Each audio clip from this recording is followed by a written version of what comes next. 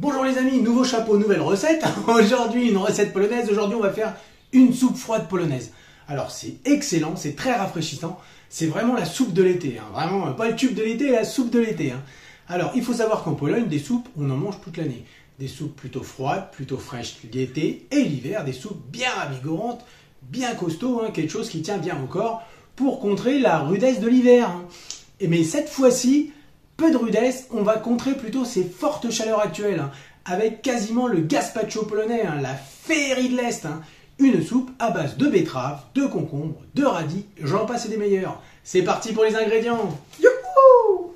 Pour faire ce gazpacho de l'Est, ce gazpacho polonais, hein, quasiment une soupe froide qui va bien nous rafraîchir par ces périodes chaudes, il va donc nous falloir des betteraves rouges, les amis, 3 betteraves rouges cuites, des radis, une botte de radis, un concombre, 4 yaourts brassés nature, sans sucre, un citron, 4 œufs. En termes d'aromates, j'ai de la ciboulette fraîche et de la nette. Alors là, elle est en poudre, enfin elle n'est pas fraîche. Si vous avez de la fraîche, c'est encore meilleur. Hein. Du sucre, hein. Là j'ai une cuillère à soupe de sucre. Puis après, sel, poivre à convenance. La première chose que je fais, c'est que je mets mes œufs cuire durs. Donc vous comptez une dizaine de minutes pour cuire ces petits œufs durs. Maintenant, je vais gentiment râper mes betteraves. Alors, vous pouvez très bien vous servir de betteraves crues, hein. Des jeunes betteraves crues, et il faudra les cuire après une vingtaine de minutes. Bon, là j'ai acheté des cuites, du coup je vais pas les cuire hein, pour le coup, hein, mais il faut que je les râpe. Je rajoute mon jus de demi-citron.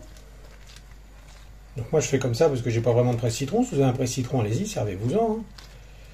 J'ai épluché mon concombre, maintenant je le coupe en deux. Puis en deux.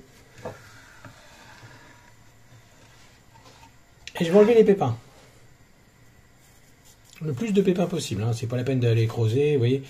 Juste l'angle en fait j'enlève. Parce que là c'est pas, ils sont encore bien jeunes les pépins. Mais des fois sur des gros concombres ou des concombres du jardin, hein, il se peut qu'il y ait beaucoup plus de pépins. Et là c'est vrai qu'il vaut mieux les enlever. Et maintenant je râpe mon concombre, hein, sur ma râpe, la même râpe, hein, sur les gros trous.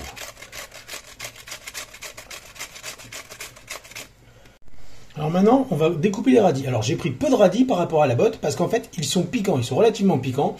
Comme je veux pas que ça rende un effet trop piquant, j'en mets peu. Mais c'est pour ça qu'il faut bien goûter les radis. Vous goûtez les radis et comme ça, vous réglez un petit peu avec le poivre après. S'ils sont pas piquants, vous mettez un petit peu plus de poivre. Là, je vais pas mettre de poivre parce qu'elles sont déjà assez relevées comme ça. Hein. Je coupe mes radis en 4.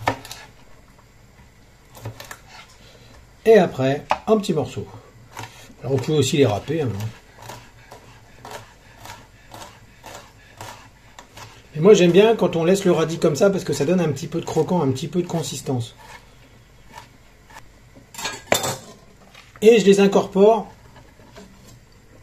dans les autres légumes.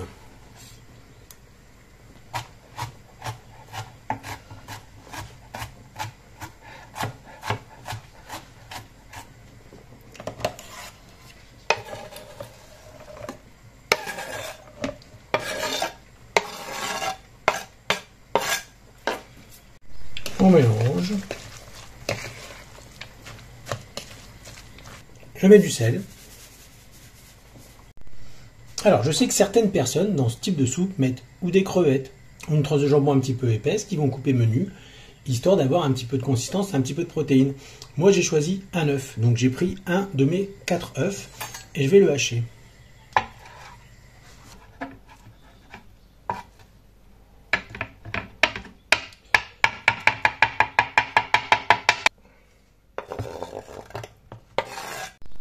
Et maintenant, je rajoute mes yaourts.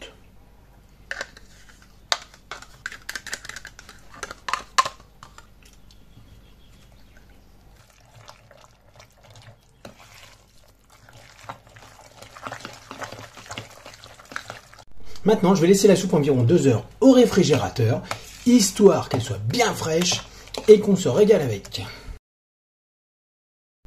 Voilà, les 2 heures sont passées. On va donc passer au service. Alors, je sers cette soupe. Voilà. On va mettre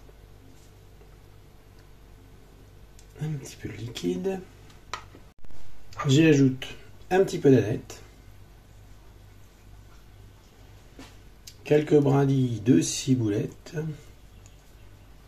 Mon œuf dur, mes quartiers d'œuf dur. Et moi, je rajoute une cuillère de crème fraîche. Et voilà les amis, il n'y a plus qu'à servir cette savoureuse soupe froide, idéale pour une journée d'été, pour un soir d'été. Je vous remercie d'avoir regardé cette recette jusqu'au bout. Surtout, n'hésitez pas à vous abonner, n'hésitez pas à activer la petite cloche pour être au courant de mes nouvelles vidéos. Bonne journée!